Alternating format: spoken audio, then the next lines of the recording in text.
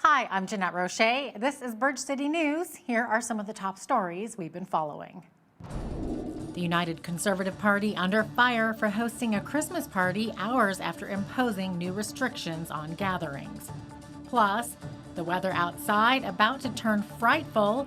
AMA gives us some winter driving tips. And a pageant featuring 20 local actors highlights the true meaning of Christmas. Your nation, your province, your southern Alberta. From the heart of Lethbridge, it's Bridge City News with Jeanette Roche. Thanks so much for joining us on our final newscast of the year. The spirit of Christmas is in the air in our city. A nativity pageant is being held at a church here in Lethbridge. Organizers say the pageant features 20 local actors, including some four-legged ones, and highlights the true meaning of Christmas. Video journalist Micah Quinn has the details.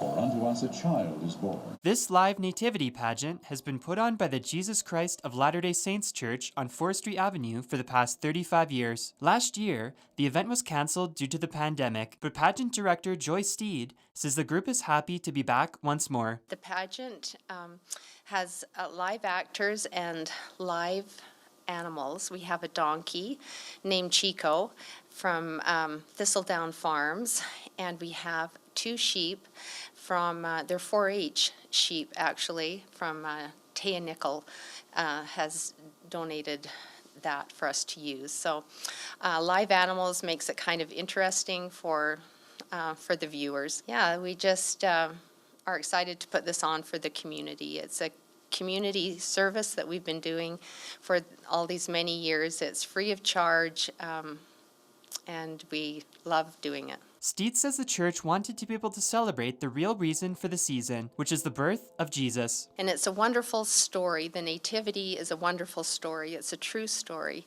And we believe that it's a story worth telling over and over at this Christmas time. The pageant will run from December 23rd to the 24th from 6 to 8 p.m. in 20-minute intervals. For Bridge City News, I'm Micah Quinn.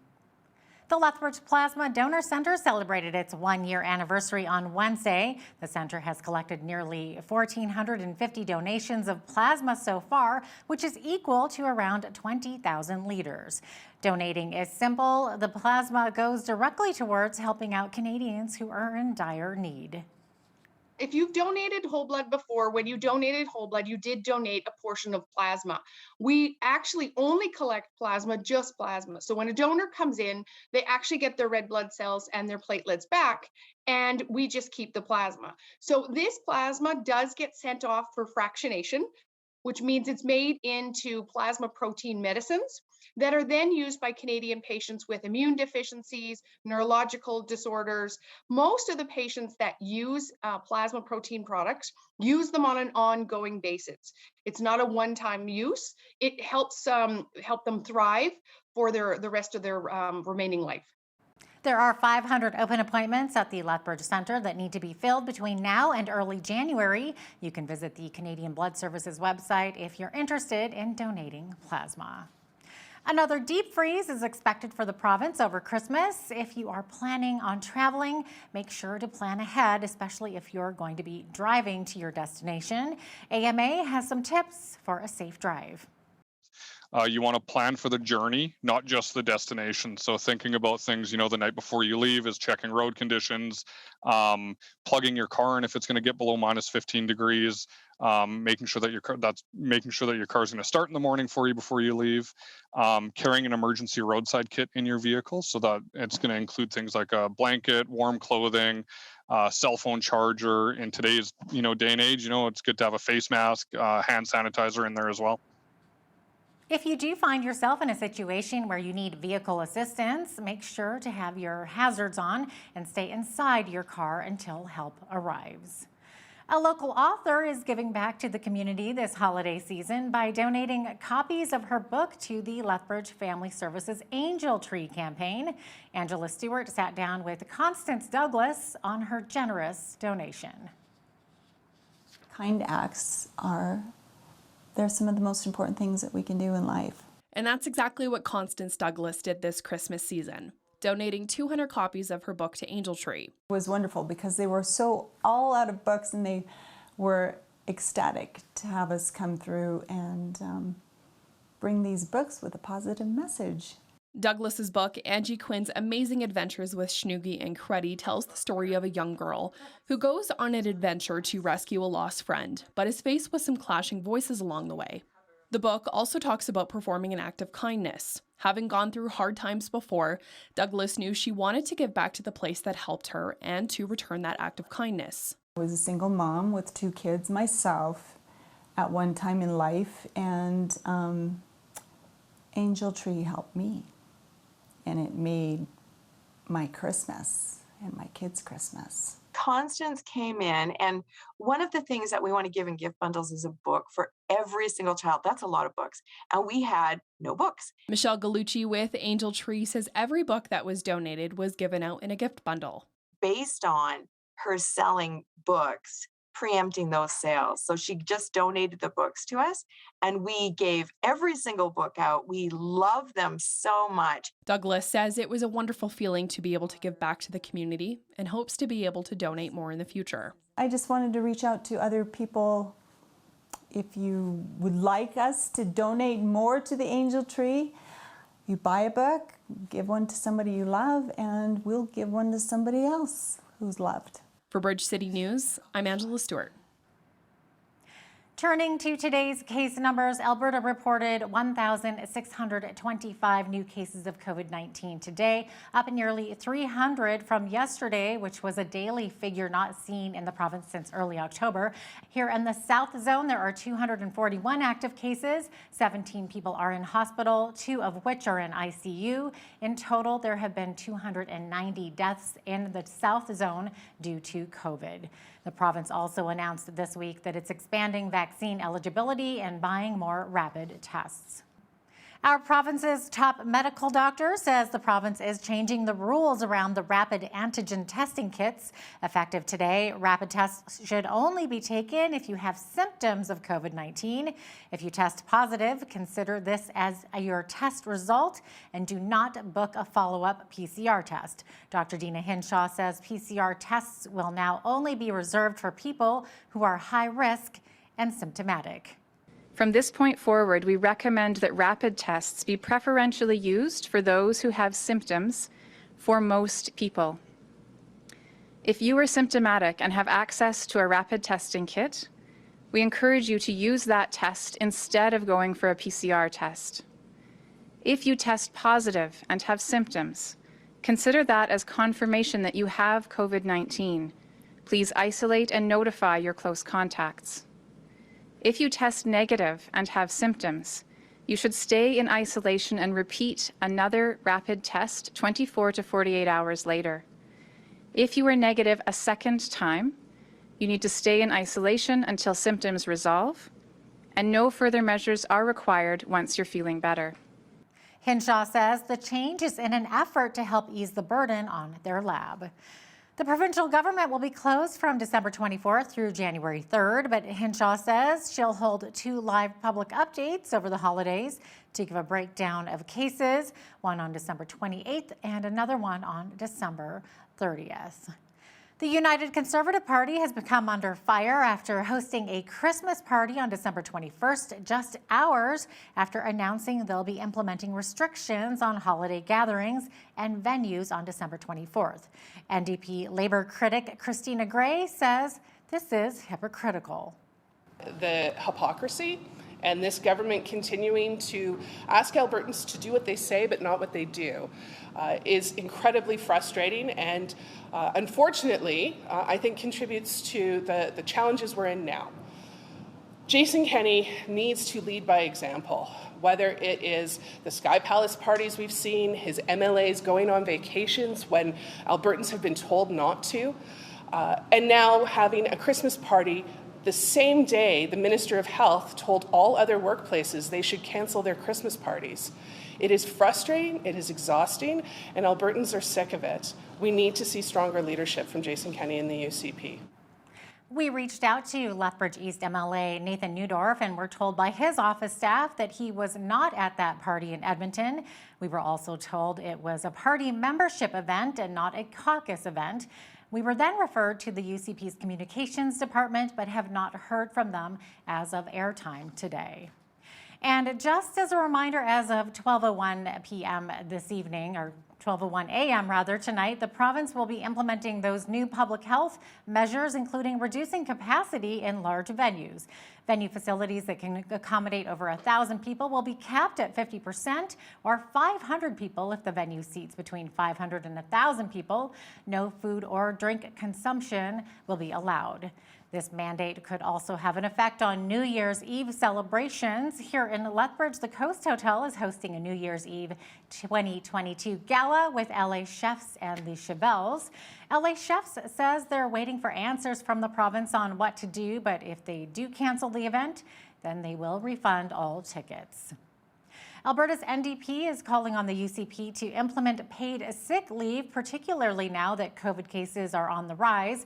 NDP labor critic Christina Gray says it's vital for people who are feeling sick to stay home, but this can be a difficult decision for some Albertans who can't afford to miss work.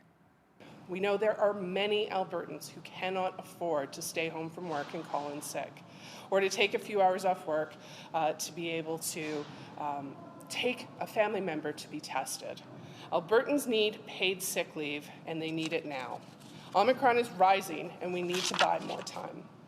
For months, we have been calling on this government to do the right thing for workers so that anyone who should stay home can stay home without worrying about loss of income or any interruptions. Other provinces have brought forward paid sick leave legislation to help people do the right thing and to stay home.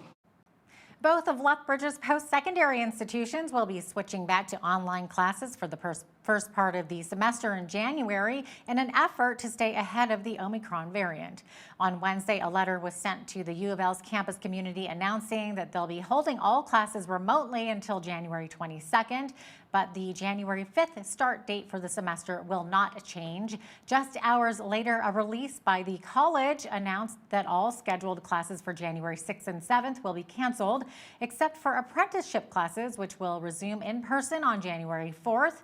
From January 10th to the 21st, as many classes as possible will move to alternative delivery. All on-campus events scheduled prior to January 21st, including new student orientation, will be postponed or canceled, and employees are being asked to work from home if possible. An Alberta Nurses Union is asking its members to ratify a proposed 4-year collective agreement that amounts to pay increases of 4.25%. The increase is among the recommendations from a third party mediating the agreement between Alberta Health Services and the United Nurses of Alberta. The union, which represents 30,000 registered nurses and allied healthcare workers, says the deal also includes a one-time lump sum payment of 1% for 2021 in recognition of nurses' contributions during the COVID-19 pandemic. The union says the proposal is a reversal of the government's earlier position to cut nurses' wages, along with other rollbacks. Check this out. It's miraculous footage. After devastating tornadoes ripped through 6 states last week, body cam footage shows police officers in Kentucky pulling 2 babies out of the rubble. The babies survived inside a bathtub that they were sheltering in after the twister ripped the tub out of the ground and tossed it with them inside. Amazing footage there. It's the telescope of all telescopes, and this one, they say, can peer back to the dawn of the universe. The James Webb Telescope is the $10 billion successor to the Hubble Space Telescope. The launch of the world's biggest and most powerful space observatory will blast off from French Guiana on Christmas Day, postponed from December 22nd. When you observe the universe, when you look at the universe, there's so many different types of light. And each type of light will tell you something different about the objects that you're seeing. We have plans for the first year where things that we think we'll see the first galaxies. We will characterize the atmospheres of exoplanets, but we will find new things that we have no idea exists right now. And I'm so excited to find out what that is. One of the world's first churches is undergoing major renovations. It's the Bethlehem Church of the Nativity.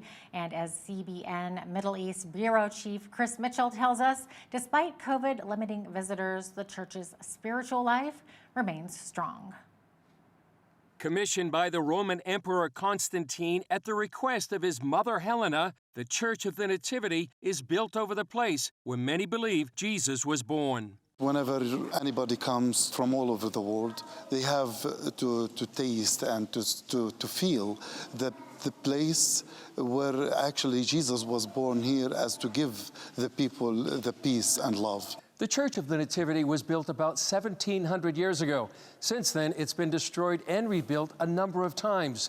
The most recent renovation began in 2013. Father Isa Talgie and Very Reverend Father Asbed Badian say 2 years of COVID keeping away international visitors has been rough, although they have hope for the future. Even if there are no tourists, no people, still we have prayers, we have services going on. Day by day, the church is open. The local people comes to visit, to pray. Actually, COVID-19 teaches us how to be patient, to have more faith of God, to trust God, that He's standing by us day by day. I pray that may God really remove all these difficulties. The life will come back normally and regularly, and we'll restart also a communal prayer together, praising the Lord and thanking Him for all the gifts He has given us and sharing His gifts together. Chris Mitchell, CBN News, the Church of the Nativity, Bethlehem. It's a beautiful church. Well, we had a mild day here in southern Alberta, but all of that is about to change as we say so long to those plus temperatures. I'll have a full look at the weather details for you right after the break. Stay with us.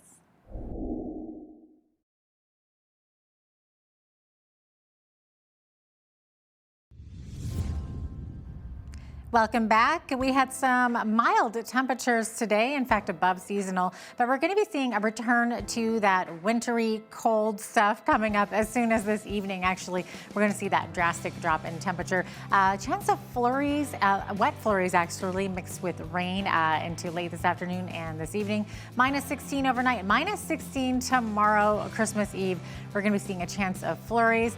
More flurries coming at us on Christmas Day, minus 22. And minus 23 for Boxing Day. Look at that overnight low on Boxing Day, minus 30. Minus 22 the high on Monday with snowy conditions as well. Snow right through till Wednesday, minus 22 on Tuesday, minus 21 on Wednesday. So basically the snow beginning tomorrow, Christmas Eve, lasting all the way through till next week. So it's going to be a very white Christmas for sure. Minus 1 the average high, average low for this time of year, minus 13. So we're going to be getting way below that. 11 degrees is that was actually our high temperature back in 1999, and in 1983 it was the chilliest, which was minus 39. Sun rose this morning at 8:27 a.m. and sunset this afternoon at 4:34 p.m., giving us 8 hours and 7 minutes of daylight. Over on the west coast, looking at some showers in Victoria, 6 degrees the high. Same thing for Vancouver with a high of 3 degrees, but showery conditions there. Minus 20, very cold tomorrow in Edmonton, looking at sunshine. Chance of flurries tomorrow in Calgary with a high of only minus 19. So it's going to get very cold throughout Alberta tomorrow. Same thing for Saskatchewan rather. They've had some mild conditions, looking at dropping into the deep freeze again. Minus 19 for Saskatoon tomorrow, minus 17 in Regina, minus 4 only in Winnipeg, and Winnipeg's going to be seeing some flurries tomorrow as well. Over in Toronto, 5 degrees the high, showers. In Ottawa, flurries and mainly cloudy conditions there, minus 5 the high, minus 10 in Montreal with a mix of sun and cloud. As we look to Atlantic Canada, this is where we are seeing more precipitation in the forecast as well, especially for St. John's. But sunny skies across Fredericton, minus 8, minus 6 in Halifax, minus 8 in Charlottetown tomorrow. Not a bad Christmas Eve at all, I would say, and minus 4 in St. John's, Newfoundland with the flurries. Also, winds up to 80 kilometers per hour there. So there you have it. That is your Christmas Eve forecast. Small business owners say Canadians continue to support independent and local businesses this year, but meeting customer needs has become more tricky. The owners say the message from last year's marketing campaigns around how small businesses are struggling during the pandemic has stuck and is translating to sales once more, but capitalizing on that interest has been difficult because of inflation, shipping delays, COVID-19 outbreaks, and flooding in BC. Owner of the Train Yard General Store in Dartmouth, Nova Scotia, says her business has been waiting on shipments for weeks, and suppliers have told her they're backlogged due to a lack of materials. Real gross domestic product increased by 0.8% in October as the economy grew in most sectors. Stats Canada reports the manufacturing sector rebounded 1.8% on output related to auto manufacturing, despite an ongoing shortage of semiconductor chips and other supply chain issues. Preliminary data suggests the economy grew by 0.3% in November. An activist, a shareholder of Canadian National Railway, has blamed the company's board of directors for failing to secure its preferred candidate for a new chief executive. CN announced this week that Jim Vena had told the company he was no longer interested in the position. TCI Fund Management, which has been a vocal critic of the CN board, wanted Vena to take on the role as part of a wider overhaul of management of the railway. The fund says the board failed to sign Vena because it's, quote, conflicted, making the selection process flawed and unreliable. Now here's a look at today's markets. The TSX was up 148.88 to 21,219. The Dow was up 196.67 to 35,951. The S&P 500 was up 29.23 to 47.26. The Nasdaq was up 131.48 to 15,653. West Texas Intermediate Oil was up $1 to 73.76 US per barrel. Natural gas was down a quarter to 3.73 US. Gold was even at 1808.81 US an ounce. Silver was up a cent to 22.89 US an ounce. Wheat is at 12.76 per bushel. Barley is at 9.69. Canola is at $22.68, and corn is at $10.67 per bushel. Live cattle were up $1.30 to $137.05. Feeder cattle were up $1.68 to $163.45. Lean hogs were down 13 cents to 83.23. The Canadian dollar was down slightly over the past 24 hours at 78.07 US.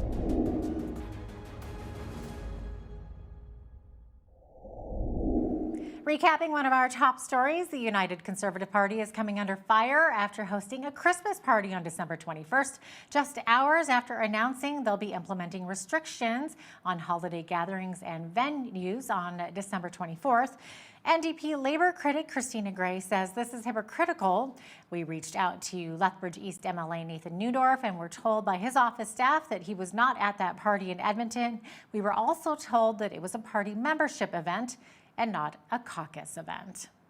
Up next, Hell talks with Allie Marie Smith, the author of Wonderfully Made, a book which chronicles her experiences and journey through depression and keys to maintaining good mental health. Keep it right here.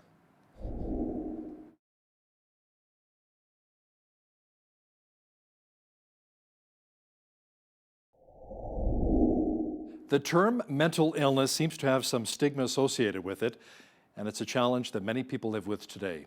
Now, today's guest is no stranger to struggles with mental health challenges, but has also learned how to overcome them. Allie Marie Smith is a certified life coach and the founder of a nonprofit group known as Wonderfully Made.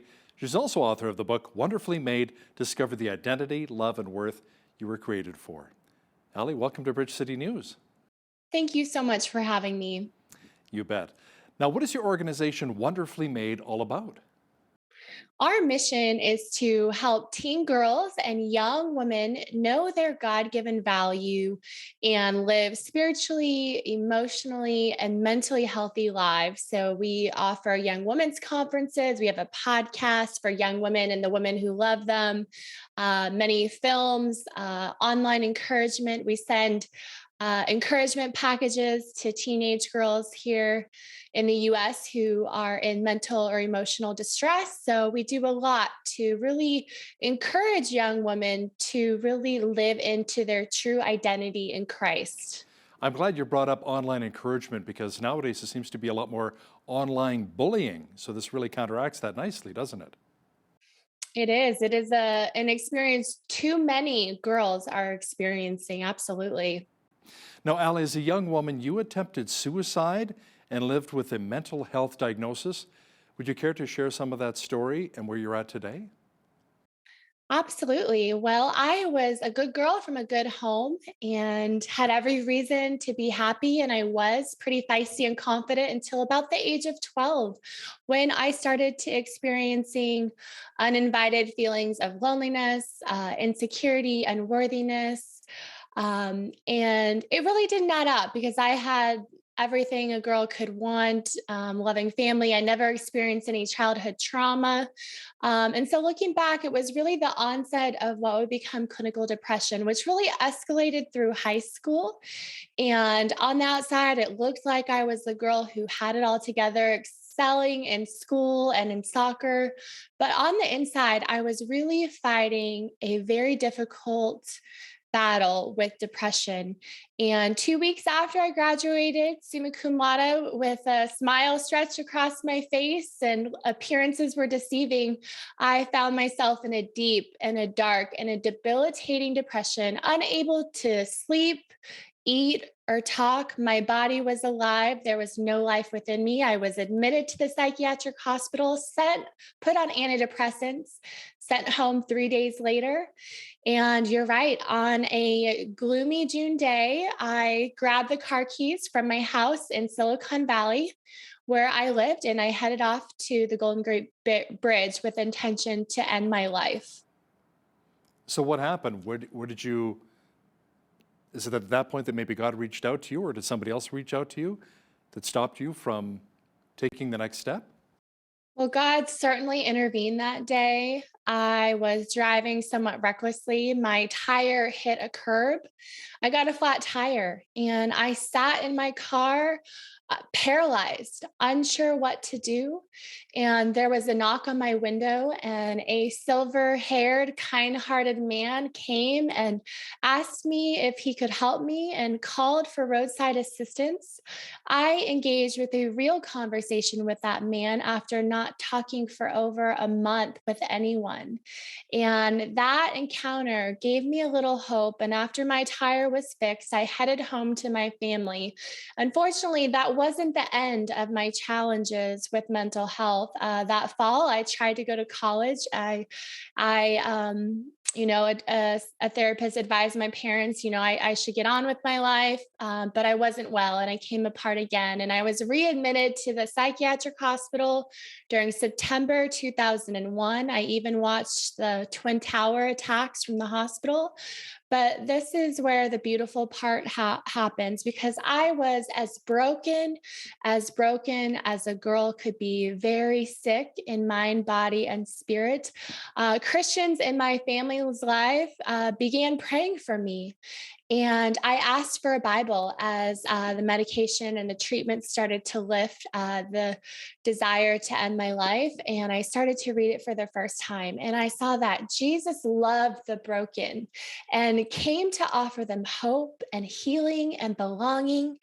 And one day we were escorted to the hospital as a woman sang Amazing Grace. I surrendered my life to Christ, and I've never been the same.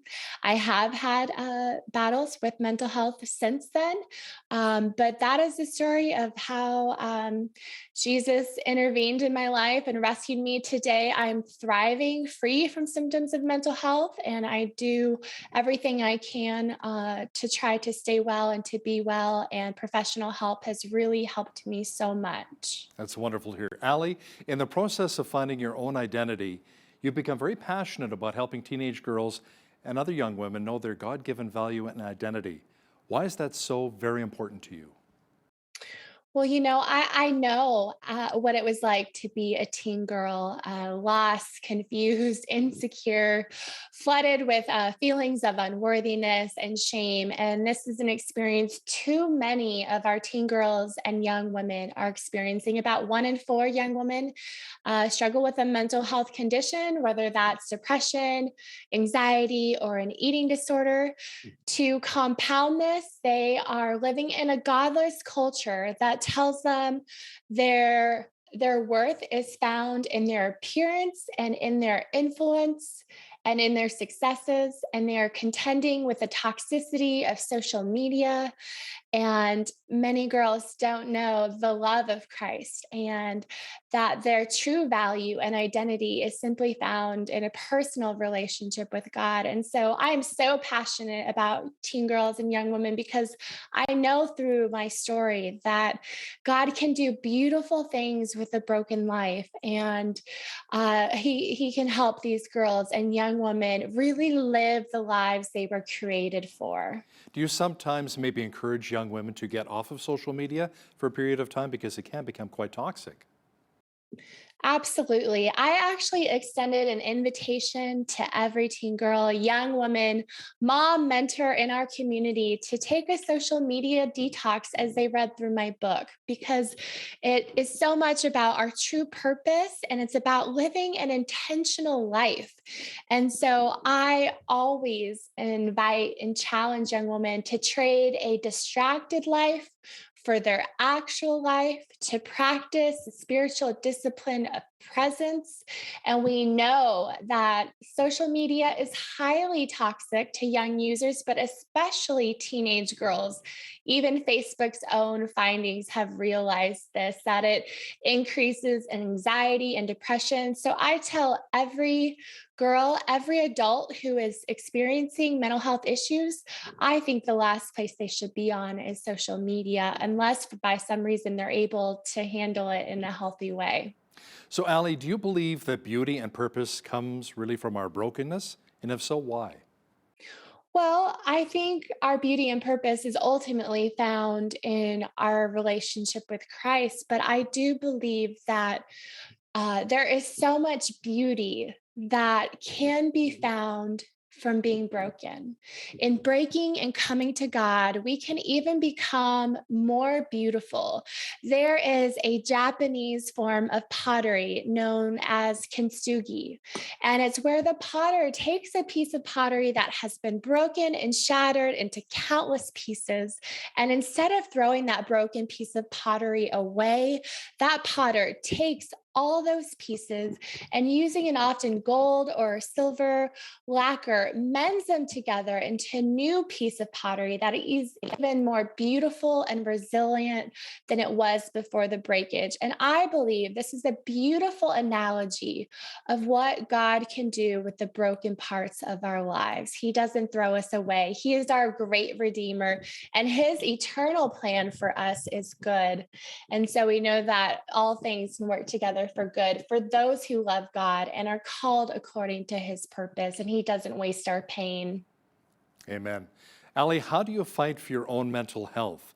Do you open up God's word, maybe take some walks out in the park? And what maybe steps can people take? How can you encourage others to do the same? Sure. Well, because I've struggled so severely, I am so motivated to stay well and to be well. Um, of course, I'm absolutely in God's word every day. We know that neuroplasticity is the real thing. Being transformed by the renewing of our mind, we can create new neural pathways in our brain. We know that we're not stuck with old thought patterns. We can be transformed by our thoughts. So for me, that looks like scripture memorization. It looks like truth declarations. It looks like praying regularly throughout my day. On top of that, I also am very committed to living a clean and a healthy lifestyle. So for me, that looks like religiously guarding my sleep, going to bed, waking up at the same time every day, taking my medications, supplements, and vitamins with gratitude. I use a pill box so I never miss anything. And I say a prayer of thanks. God, thank you for this, that that you have used, this tool you have given me to help heal me and to help me live my best life. I abstain, of course, from drugs and alcohol as well. I get regular exercise, move in ways that bring me joy. For me, that's surfing here in California, time with my dog, stress management. There are so many things we can do to be an active and a willing participant in our own wellness. And so for me, I'm committed to doing anything I can to stay well and to be well. And I want to encourage anyone to remember that you have agency over your daily decisions for your wellness. And there's so much we can do to improve and enhance our mental health. What is one of the biggest lies you believe girls and women buy into today? I think for so many teen girls and young women, they believe the lie that in order to have worth, they must live out loud, and often that's online, and do big things. But we know that God doesn't demand perfection from us. He doesn't expect us to do big things, but God invites us to live faithful lives. You know, I think of my grandmother, Marion, my dad's mom. She was part of the greatest generation. She endured the Great Depression and World War II, in which my grandfather fought, and she didn't live a fancy life, but she lived a joy-filled, beautiful, and a faithful life. And unfortunately, too many girls, too many young women, really too many women of any age believe that we need attention, that we need to be follow worthy online, that we need to do big things. But the reality is God doesn't demand those things to us. And instead, he invites us to live faithful, beautiful, joy-filled lives, however that may look for each one of us. Now, Allie, your book is entitled Wonderfully Made. Can you maybe summarize your book quickly here for us? And what does it really mean to be wonderfully made?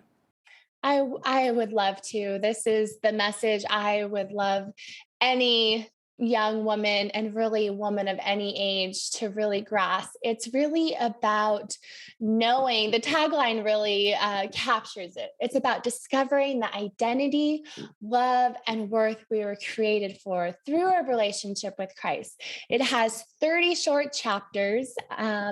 Each chapter starts with the word made, unveiling 30 unique purposes we have been made for. The first 3 chapters build a very solid foundation of faith, stepping into many more purposes God has created for us. I share very vulnerable moments from my own story to let my readers know that they're not alone and that their struggle is not their identity, and that the life God invites us to is so much better than what the world has to offer. So it's really a guidebook for living a very intentional, joy-filled, purposeful life. And I hope that many girls and women come to a closer relationship with God through it. So, Allie, any final advice to those who are watching right now, perhaps struggling with self-doubt and depression? Absolutely. Depression specifically, I'll speak to that. Part of the illness is it makes you feel so alone and isolated. And so I would encourage anyone who is experiencing symptoms of depression, who maybe has thoughts of suicide, to stop isolating, to talk to someone, to tell someone, call the suicide hotline. So many people, way more people than you can imagine, have been where you are and have come through the other side. Your struggle is not your identity. There is hope for your mental health. There are many treatment options available that can help you press forward and rise above this. And this isn't the end of your story. And so please hang on. I know taking it one day at a time can even be too overwhelming. So I want to encourage you to take it one breath at a time. You are profoundly loved. Your life matters immensely. God loves you so much. Please reach out, stop isolating, get the help that you need. This isn't the end of the story. You make the world a more beautiful place, and we need you here. That is wonderfully said. Allie Marie Smith is the author of Wonderfully Made, Discover the Identity, Love, and Worth You Were Created For. Thanks for joining us today from California. Thank you so much for having me.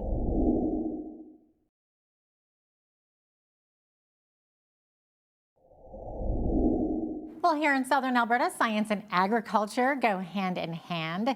Today, we're talking with an expert in remote sensing and farming. Now, this goes far beyond your TV remote control and your grandparents' grain farm. Today, we have Dr. Craig Coburn joining us from the University of Lethbridge. Dr. Coburn's work focuses on the aspects of remote sensing science. All of the scientific research helps growers and researchers better understand agricultural crops and other biological systems. Dr. Craig Coburn, thank you so much for joining us today. So great to have you on. Thanks for having me. Absolutely. So first off, for those of us who maybe don't know or don't quite understand, start off by explaining exactly what remote sensing is. Well, remote sensing is what we're doing right now. So we're watching, a television screen with our eyes. So we're viewing this. So if we think about taking that same kind of technology and putting it up into space, then we are using satellites to view the Earth's surface and to get information from the data that we derive. Wow, that's so cool. And we don't really think about it because we just use it every day, don't we? So is your work and research really a high-tech bird's eye view of a farmer's field? Maybe explain that a little bit. Oh, absolutely. Much of the research that we do is charged with answering fundamental questions like things like how are the plants growing? How is that crop developing? What could we expect in terms of yield? Those are sorts of really basic questions that people have asked for a long time. And again, from space, we're now able to collect data that can help us derive that piece of information that's needed in modern agriculture. So was the study of remote sensing then just kind of a logical step of a transition for you? It's one of the areas in geography that involves geospatial technology. So you'll notice that on cell phones and other things, you can't 10, 15 years ago, I used to have a hard time telling people what I did. Now I just tell them I make Google Earth work and they understand. But when I was doing my graduate degrees, I used to just tell people I made maps for a living, and that would stop them from imagining all kinds of crazy things that I might do. We're geographers, we make maps. These are the technologies that we now use in order to provide information to help manage and monitor our Earth. That's so cool. So how long has remote sensing technology been around? Well, we've had active space programs since 1972. We've always wanted to look at ourselves from above. I mean, it's just a human thing. Whenever you can get on top of a hill and look over where you were, it satisfies a human need to know. So it's an interesting thing. As soon as we were able to get airborne, one of the first things we put in a plane was a camera. We wanted to see it. And before we had planes, we had balloons, and we used to put cameras out the sides of balloons and take the same photograph that every farm I've ever been at has, usually hanging in the dining room, that shows you your farm. That we've been doing that since the 1850s. So these are the kinds of things that just people find it fascinating. They find these things really interesting. But yeah, we've been at it digitally monitoring Earth since the early 70s. Okay, awesome. So what are some of the ways that farmers in southern Alberta are using this technology to enhance their farming? Well, we can use it for really basic things like just trying to tell health and condition is probably the biggest one. So crop health and condition we use really typically, and it's not easily done, but it's reasonably straightforward. Let's put it that way, because some of this gets a little bit high tech, and I don't think people want me to go off and deliver that particular lecture. But we can also do things weed detection. That's a new and upcoming area of interest. There's all sorts of modeling that goes on that requires some kind of geospatial input. So that might be on the government side, where they're trying to model the bigger picture of how agriculture is doing across the country. So at every level, right from the producer all the way up to those folks in governments that are trying to organize how the whole system works, we are the people that are providing the data. Well, that's really fascinating. So what have been some of the limitations in the past with this technology? I think the number one biggest limitation was we just weren't ready for. We didn't have the computing power. We didn't have the ability to visualize it. We couldn't get it to a producer for free, which we can do now. There were a lot of limitations. I mean, technologically, we still suffer that we cannot download all of the data that we can collect from space right now. So we're always pushing the boundary in terms of what we can do. So those were the limitations. Again, 10, 15 years ago, I always tell my students that in 1972, we barely had color television. And we didn't have a video game. My students have a hard time conceptualizing this. And yet we were imaging from space. We were doing the entire globe. So it's difficult for people to sort of capture that. But when you want to bring it right down to people and having these things being utilized in a daily way to manage a modern farm, then it's all about getting data and it's all about making it usable. And so we've had to break down any number of barriers. There's lots of companies, some of them are in Lethbridge, many are in Western Canada generally, that are involved with taking those pieces of data and putting them into digestible bits that farmers are then able to utilize operationally. Well, that's a really good way to describe it, sort of in a layman's terms. And how do they use it? It's amazing because you're talking about outer space, pinpointing down on a little farmer's crops there. So it really is amazing to me. How is it specifically helping them exactly? Well, imagine the scenario where you've got, say, the ability to vary the rate of fertilizer application, or you might have some other variable rate technology. One of the things that you need as an input on the farm side is where would we do the application? So if we were going to vary the fertilizer, so if we can reduce input costs and we can get the same growth response from the plant, then we can go ahead and increase productivity and also put money on the bottom line. So when we do those sorts of things, then again, we've got satellites above, they've got giant telescopes, so they see a long way, and we can get it right down to some pretty small areas. And there's other technologies as well. I mean, we're not, there's unmanned aerial vehicles and other things that can be even closer to the target. But from space itself, then we're able to look down on those small spots on Earth, and we're able to take and collect the information that we get there. So we've got, in essence, what the color of the plant is. And then we will be able to do those kinds of variable rate pieces. So we give the information that allows the technology to operate. That is very, very cool. Does this technology have applications beyond farming? It's an interesting thing. Oftentimes my students get a little bit excited about it when I list off the number of application areas that are governed by remote sensing. So even if you just start by turning on the satellite, if you click on the satellite button on Google Maps, that's us. So every time you do any of those things, so it could be natural resource driven. So it could be agriculture, it could be forestry, it could be mining. Those folks are using it. It could be, say, for example, we want to watch urban growth. Where are people on this planet? Yeah, we do that. If you want to know how it is that we have information that lets us understand our impact on our planet generally, deforestation, global warming things, are the ice caps really disappearing? Well, of course, we watch that every day. These are all climate variables. We're monitoring CO2 in the atmosphere. These are all, there's a list that would go on. We would waste the entire show just covering the list of contributions that remote sensing makes to the monitoring of Earth. But we used to be in the background, right? So we used to be the people that enabled, we did the science and technology that enabled those data pieces to get pushed forward. Now people are starting to ask questions like yourself about, well, what exactly are you doing? I've talked to any number of producers and they say things like, you're spying on me. And I always say, well, yeah, but we have been since I was a child. This isn't new. This is, it's just that we're now making it useful. And you now know that, there's a large remote sensing group at the University of Lethbridge. There's 5 of us that are in the group. That's an unusual collection across Canada. We're one of Canada's largest remote sensing groups. And those are the things that we're interested in. So it's, again, if you name it, we're probably involved. If it involves geographical things across our planet, then we're there. That's amazing. That's amazing. Now, maybe describe your development of a 6-band system, or better yet, tell us what the bands are, and then maybe about the development that you've made. Oh,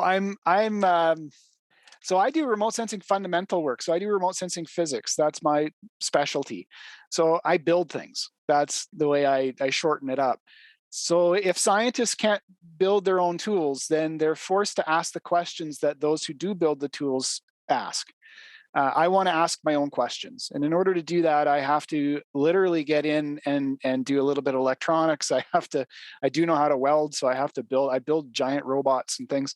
But I started building camera systems. So these were camera systems that were meant to be inexpensive. I developed, I don't even know how many now. It's quite a few, but if there's an imaging system out there, I've probably tinkered with it in the lab. So and then we would design those things. So the 6-band system that I developed, that was a long time ago, and it was developed specifically around questions to deal with the remote sensing of vegetation. So it's vegetation. If you don't have a farm, you don't eat and you die. So it's really important that we get high quality information about plants generally, but about crops specifically. So in order to do that, I developed a system that had 6 spectral bands. So we're going to place bands in areas where we understand from our biologist colleagues exactly what that plant is doing at that point in terms of how it's reacting to light. So that might be looking at how is it photosynthesizing? Is the chlorophyll active? Those kinds of things. Then we can tell from that, we can go, look, if we see that it's photosynthesizing this much, then we get this is what color it is. But our vision of color extends past what people can see in the visible light range, and we extend off into the infrared. And those are the tricky bits to sense, but we can do that kind of work. Okay, so Dr. Coburn, this is all like super exciting, but maybe talk about what's the latest and greatest, most groundbreaking stuff that you've done in the past week or month, say. Well, Jeanette, the most important thing that we've done, and probably for me anyways, in the last few weeks, is the University of Lethbridge with me at the helm was part of the team that was doing the calibration for United States Geological Survey and NASA's latest satellite mission. So Landsat's the most important Earth observation satellite system to date, and we were part of a global team that was out doing the calibration of that sensor. Okay, so what exactly does that mean? What do you do? What did it do? Well, the fun part there was when you get a phone call from NASA, you usually pick up. And when they ask if you'd be willing to join the global team to do some calibration for their latest $1 billion satellite effort, you also say yes. And then it was mostly about finding a willing, in this case, a willing rancher down just south of Bow Island who has a grazing lease, and we thank him very much for the opportunity to go out and wander around in this marvelous area of reasonably native prairie. And it's a big, wide area. It's very consistent in terms of its tone. And we just happen to be, so we do research in that area, and we just happen to be in exactly the right spot to help the global calibration effort. So they were putting their current satellite and the next satellite were flying on the same path, which is almost never done. It only was going to happen for a few weeks, and we did happen to get a nice sunny day in southern Alberta to go out and provide data to the United States Geological Survey as well as NASA in order that they can calibrate that sensor. That's amazing. I'm just curious, when you're researching the land and you contact these ranchers and farmers, what's their reaction? They oftentimes are confused. They don't realize that we're watching, and it's not for the reasons they think. This is part of a global effort that's been going on since the 70s just to monitor our planet, and I think it's incredibly cool.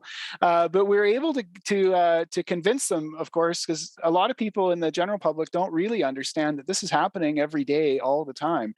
But we're not up there trying to see if you're doing something nefarious. We're just trying to see what our impact on the world is. So and those are the interesting pieces. But oftentimes they wonder, like, you can see me. I remember when I've contacted several folk, especially in the ranching side, and I'll ask them about their land, and I'll say, well, I need to get over into this area. I need to be in the southwest corner of this particular field at this time. and I see that there's a power line and that you've got a pen over here, and they're like, how are you doing this? And I'm like, look, I'm in Lethbridge, but I'm actually on the government website. I'm able to call it up. Like, I can just zoom in and I can see where that area is, and I can see there's a power line, and I'm going to be at the second power transmission tower, and I need to be in about halfway into your field. Is that okay? And they oftentimes are quite surprised that we can get that kind of detail from space. And I'm always on the other side, because for us, those of us that do the research, we always forget that people don't know that we do this. So there's always this very interesting little moment where they realize that we know, and we realize that they don't know. And then we come to a meeting in the middle somewhere, and we have to tell them that this is okay. This is how we monitor the entire planet. You're not special. We're not even interested in you. We're just going to go out, have a look at what we can see.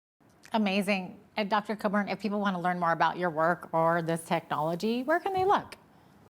University of Lethbridge does have a website. I've got a certain amount of stuff that's up there. I am the department chair, so you can always find me. I'm relatively easy to find.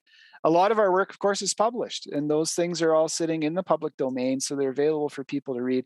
If you need the Coles Notes version of it because it's a little long and it gets a bit boring, then you're always welcome to send me an email, and I'll try to respond to as many questions as we would get.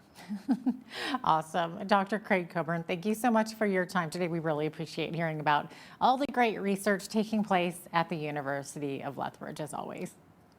Thank you for the opportunity. Absolutely. I'm Jeanette Roche on behalf of all of us here at Bridge City News. Thanks for watching.